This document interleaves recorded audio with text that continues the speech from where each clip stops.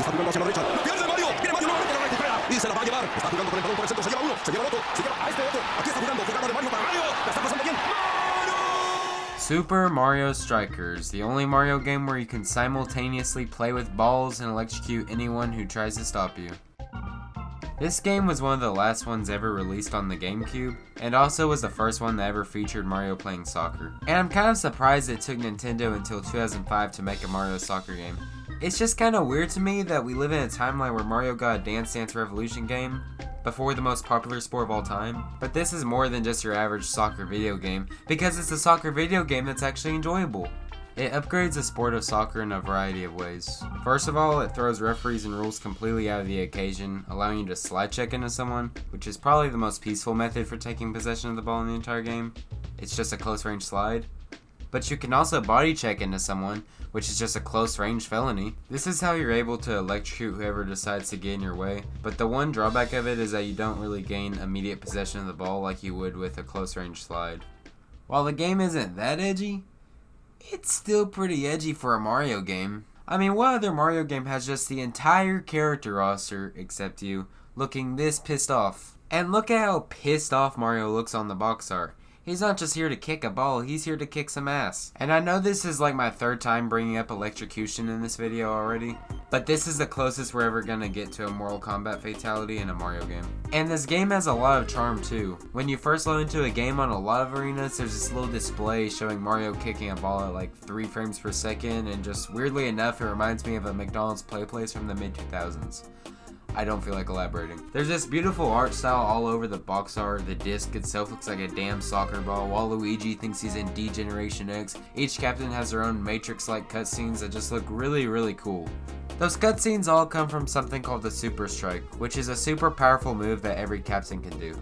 They're kind of like ultimates from Overwatch, if you remember that game. But anyways, to land a Super Strike, you have to win this little times minigame that pops up, and if you succeed at it, your Super Strike will commit a hate crime against the goalie, and will always score 2 points instead of 1, cause why the hell not? And if you feel bad about the goalie always getting murked by Super Strikes, don't worry, I learned the hard way that they definitely get their get back. And even though they all do the same thing pretty much, each captain's Super Strike has a different name. Pretty much all of them make sense, you know. Mario uses fireballs in like every game, Donkey Kong uses his fists a lot, Wario does utilize his belly on occasion. But what the hell does Yoshi have to do with feet? Even if you aren't controlling the captain, you still have a lot of different options for scoring goals. There are a lot of different moves in this game, which honestly feels kind of overwhelming at first, but at least they control well. You can do passing plays where you lob a pass over the opponent's heads, juking plays if you're feeling spicy, or shoot shots where the longer you charge up, the more powerful the shot becomes. This is the closest the Psychics will ever get to having Super Strikes. All of these options add a lot to Mario Strikers, but would it really be an enjoyable soccer game if it didn't have items in it? First of all, you've got your usual green shells.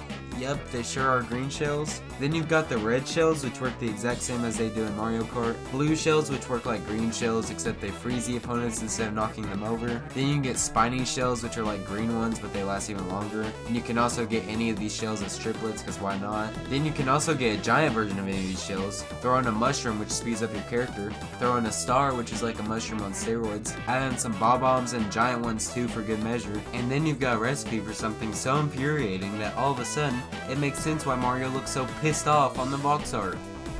Me and you both, Mario. Me and you both. And how could I forget about the worst item of them all? The Chain Chomp. There's no negotiations here. The Chain Chomp just wipes out your entire team. Bowser ain't got nothing on him. I swear this thing was either rabid or feral during the GameCube era. Speaking of Bowser, yeah, he's about as scary as one of the green shells I was talking about earlier. Randomly in a game, he'll just pop in from God knows where and start wreaking havoc.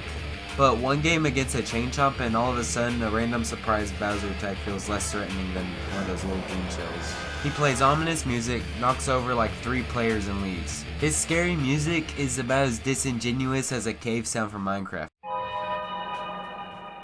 They both just don't mean shit. At least the game gives you the option to turn off the Bowser attacks, but it honestly really doesn't even feel necessary unless you're some professional esports player trying to get as basic of a soccer experience as possible. In which case, boy do I know the game for you.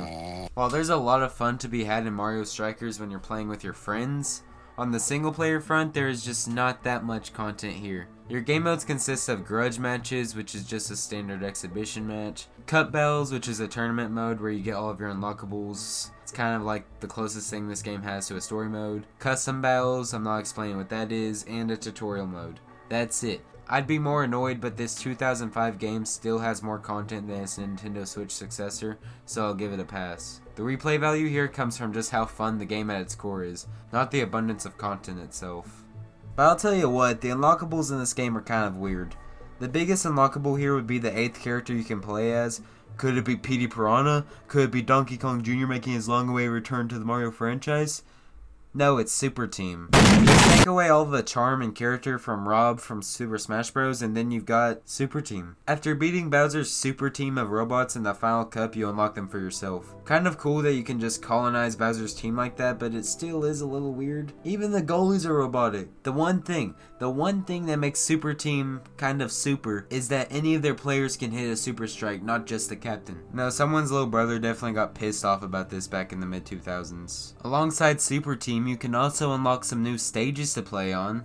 The most fun unlockables in Mario Strikers, in my opinion, are the cheats. You can use cheats when starting up a game as long as it isn't a part of a tournament, but some of them are a lot more creative than others. You've got Field Tilt, which tilts the entire field into the losing team's favor, and then you've got Perfect Strike, which just makes super strikes go in no matter what. And there's also a custom power-ups cheat, which gives you the ability to put yourself in Chain Chomp Purgatory. There's an infinite power-ups cheat, can you guess what that does? And lastly, for good measure, there's one that neuters the crocodile goalies. Overall, Super Mario Strikers lives up to its proclaimed title as one of the best Mario sports games of all time, where it lacks in content and more than makes up for in the gameplay that perfectly blends skill with chaos. When it comes to the game's music, well, I don't remember it even having music, but graphically this game still holds up really well. If you were to tell me that this was a Wii game, I would believe you, and no, I'm not talking about that Wii game. While there are some flaws in this game, it still has to be the greatest soccer video game of all time. I mean, come on, there wasn't any competition in the first place. If you have friends, this game is amazing.